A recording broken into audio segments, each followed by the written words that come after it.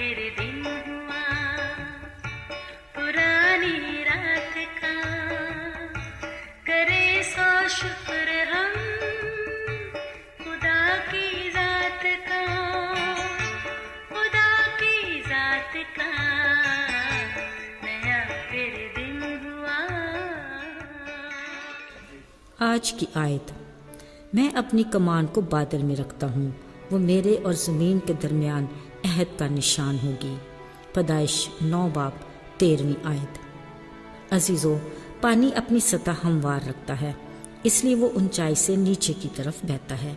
कुदरत खुदा की, जब उसने ज़मीन के ऊपर फैले पानी को यकजा किया तो उसको दरियाओं समुद्रों तक महदूद करके एक हद मुकर्रर कर दी, जो आज तक अपने खालिक के हुक्म की पाबंद है। शायद हम ये सोचते हैं कि पानी के तूफान तो आते रहते हैं। बिल्कुल ठीक। दुनिया भर में कई जगहों पर पानी के तूफान मौसमी तब्दीलियों के सबब आते और बड़ी तबाही लाते हैं। अमलाक तबाह, बड़े बड़े दरख्त उखड़ जाते हैं, गाड़ियां बह जाती हैं, पुल और डैम टूट जाते हैं और कई इंसानी जानें ज़ाया हो जाती हैं और न जाने क्या क्या। ये सब कुछ अपनी जगह ठीक, मगर याद रहे कि कादिर मुतलक खुदा की मर्जी के बगैर जहाँ एक पत्ता नहीं हिलता, वहाँ किसी तूफान की क्या मजाल। अजीज़ों, हज़ारों साल पहले कलाम मुकद्दस में एक ऐसे ही पानी के बड़े तूफान का जिक्र है जो नूह के दौर में आया, जो अब तक की तारीख का वाहिद तूफान है, जो ना अब तक आया ना रहती दुनिया तक आएगा। ये किसी मौसमी तब्दीली का बायस नहीं, बल्कि कलाम मुकद्दस के मुताबिक रूए ज़मीन पर इंसानी बदी, जुल्म और जबर बेइंतहा बढ़ गया। जिसने खुदा के कहर को दावत दी, उसका दिल इंसान को पैदा करने से मलूल हुआ। सो उसने इरादा किया कि इंसान के साथ हर जानदार चीज़, हैवान, रेंगने वाले जानवर, परिंदे चरिंदे, सबको नेस्त व नाबूद कर देगा। अगरचे खालिक खुदा का अपनी मखलूक के लिए ये सब कुछ आसान नहीं था, मगर जब उसने निगाह की तो सिर्फ नूह मकबूल हुआ।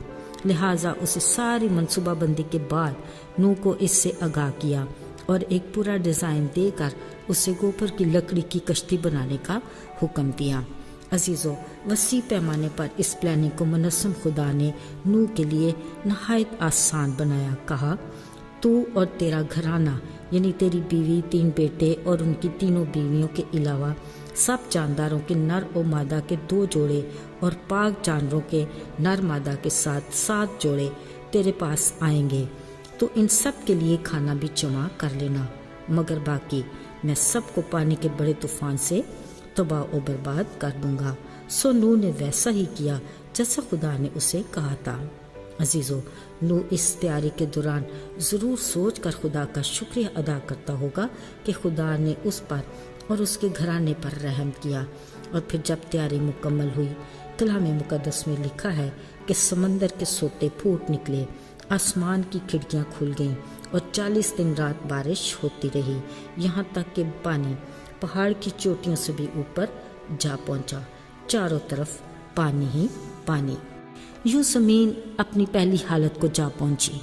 अजीज़ों, फिर खुदा के मुकर्रर वक्त और हुक्म पर कश्ती का दरवाज़ा खुला और नूह और उसके घराने और जो कुछ कश्ती में था एक नई जिंदगी के साथ कश्ती से बाहर आया। नूह ने खुदा के लिए मस्बा बनाकर सोख्तनी कुर्बानियाँ गुजरानी। खुदा ने उसकी राहत अंगेज खुशबू लेकर उसकी शुक्रगुजारी को कबूल किया और उन्हें फिर से बरकत देकर कहा, फलो बढ़ो और ज़मीन को मामूर कर दो। इन सब के साथ खुदा ने सोचा, इंसान का दिल के ख्याल लड़कपन से ही बुरे हैं, सो मैं ज़मीन पर किसी जानदार को तबाह करने के लिए फिर कभी पानी का तूफान नहीं लाऊंगा। लिहाजा उसने इंसान के साथ एक अहद बांधा और कहा, मैं इस अहद का निशान एक कमान की सूरत में बादलों में रखूंगा ताकि अपने अब्दी अहद को याद रखूं।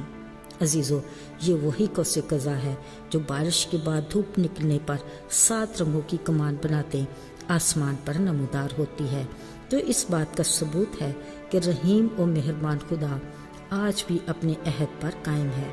अजीज़ों, वो तो अपनी ज़ात में बेमिसाल है, पर क्या बनी नौ इंसान ने इस बड़ी आफत से कुछ सीखा? اگر صدق کے دل سے اپنی زندگی کی ڈگر پر غور کریں تو اندازہ ہوگا کہ اب کے دور میں ہمارے معاشرے کو کس حد تک اصلاح کی ضرورت ہے۔ شکر خدا کا کہ اس کا کلام ہماری رہنمائی بھی کرتا ہے اور انجانے خطروں سے بھی بچاتا ہے، بشرطے ہم احتیاط کر کے عمل کریں اور کلام کی روشنی میں چلیں تو ہم ٹھوکر کھا کر گرنے سے بچ سکتے ہیں۔ وہی ہماری آس اور امید ہے۔ ہمیشہ اچھے کی امید رکھتے ہوئے آگے بڑھیں۔ یاد رہے کہ دشوار راستوں کی منزل ہمیشہ خوبصورت ہوتی ہے۔ آئیے دعا کریں۔ ہمارے آسمانی باپ، تو کس قدر مہربان ہے، اگرچہ ہم نافرمان بھیڑ کی طرح تیرے گلا کو چھوڑ کر اپنی راہ پر چلتا پسند کرتے ہیں اور خطروں میں گر جاتے ہیں، پر تو اپنی محبت میں ہمیں ہر بار معاف کر کے واپس لے آتا ہے۔ یسوع کے نام میں آمین۔